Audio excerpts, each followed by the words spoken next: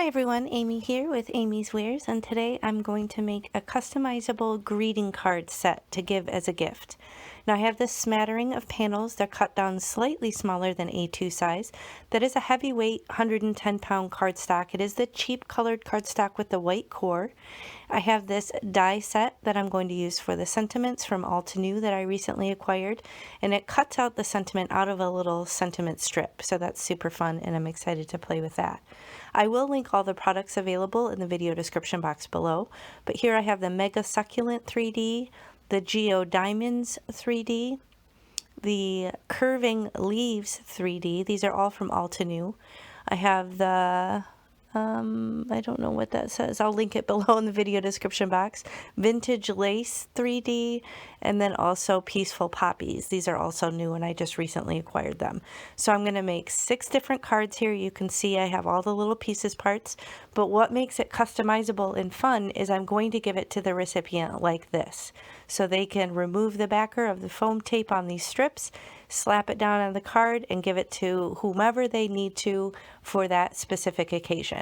So here I'm just going to spritz some water on all of these panels and pick which ones I want to use with which embossing folders, and then I'm going to run them through off screen through my die cutting machine, and I have a Spellbinders Platinum 6. Now some of these will crack. You may notice with these 3D embossing folders, they're very dimensional, but I honestly don't mind the cracking. It's kind of intentional in this case. I specifically used a white core cardstock because of the technique that I'm going to apply to kind of distress these a little bit. So you can see this amazing and crystal clear design on all of these. This one really cracks, the Mega, for some reason. This new one, not only is that my favorite color, fuchsia, but that design is amazing. I love that it has the debossed background as well. And the poppies, of course, I did in red. Now this is a little sand tool. I will link that below as well. I keep one of these on my desk now because I'm a little obsessed with this technique, but I originally got it to sand down the little paper blending tools that you can use with like Gamsol and colored pencils. But basically I'm just rubbing it right along the top. I'm keeping it flat, and then it just kind of distresses just the very raised edges and kind of showcases that white underneath. Now because I did spritz this paper and didn't wait for it to do a bit of transference of some of the colors of the cardstock onto the sanding brush, and it can kind of change the color of the core. So just be mindful of that and change the sandpaper if that happens, or just maybe wipe it off with like a microfiber cloth, which is what I do, and it tends to clean it right up. This one is so cool. I love how this one turned out. But another option with this, if you don't want to do the sanding and you don't have white core cardstock, is you could just use regular cardstock and then use some white pigment ink and like a blending foam. So that would be another option to just really kind of add some highlights to the design and showcase those really raised areas. Now I have another piece of inexpensive but still heavyweight black cardstock, and I'm going to die cut all of these out because I want my recipient to be able to kind of make whatever card they need in the moment, and this is a nice mix. Now here I'm kind of figuring out like, can I be extra lazy here and not even remove them and run it through my die cutting machine? So I cut down the cardstock so it would fit behind this, and I didn't even actually remove them from the packaging. I just left them on there and ran them through my die cutting machine, and as you can see, it did work. The one drawback, I kind of marred up the packaging a little bit because my cutting plates are Hot Mess Express, but it did work. And it saved me a little bit of time not having to pull off all of these dies from the packaging. But obviously you don't have to do this. I was just being lazy. But I'm going to pop all these off my extremely marred cutting plate and use my little pokey tool to pop out all the little letters. Now I could leave it like this, but I know that I want to add some little thin foam strips to the back to make it easy for the recipient, I need to kind of cover those holes.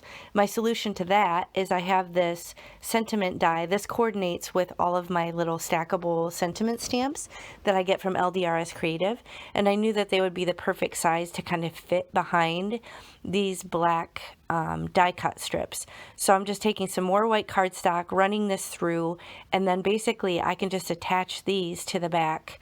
And then that way all of the sentiment strips will be neutral, black and white, and they'll pop off in any combination of these cards. So if you're going to do something like this, just think in terms of whatever ways you can most easily mix and match. So maybe use a gray or black or white or black stamped on white for your sentiments, just so that they'll match with all of the cards that you make for the set. So it kind of takes the brain work out of it and makes it easy for the recipient to kind of customize and create whatever finished card they need for that moment. Now the first few of these I decided to use liquid glue just because you kind of need to scale around the edge of where the letters are die cut out of it, but it was a little bit too fiddly for my taste, so I decided to get out my Artist Tack micro dots. These I get from Amazon. I will link these as well below in the video description box, but I'm basically just going to smack all these down right onto these micro dot sheets and then apply the white strips behind them. So this will save a little bit of time.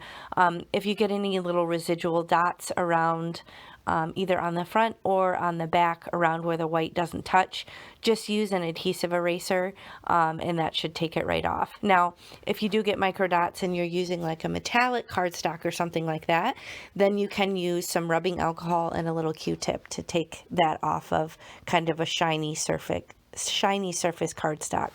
Otherwise, anything kind of matte finish like this black cardstock or like regular white cardstock, you could just use an adhesive eraser to get rid of any little extra stray dots. But this seems to be moving a lot quicker here.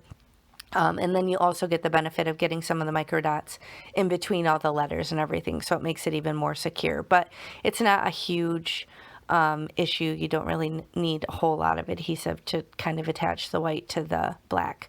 But here what I'm doing is just using these thin foam strips.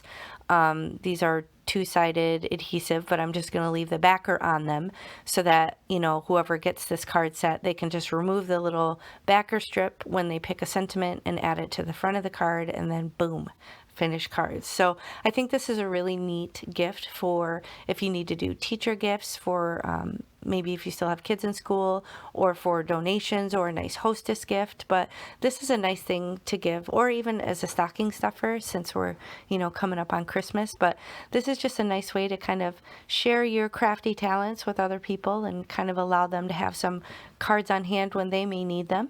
But I am just going to pick 6 envelopes and 6 cards and then kind of put all these in a bag together, maybe put a cute piece of twine or ribbon around it, and then there you have it, a nice little gift to share with someone else. So I hope you enjoyed this. If you did, please hit the thumbs up and consider subscribing if you haven't already. I'll link some more videos below here for you to check out, and I appreciate you so much. Thanks for watching. Bye.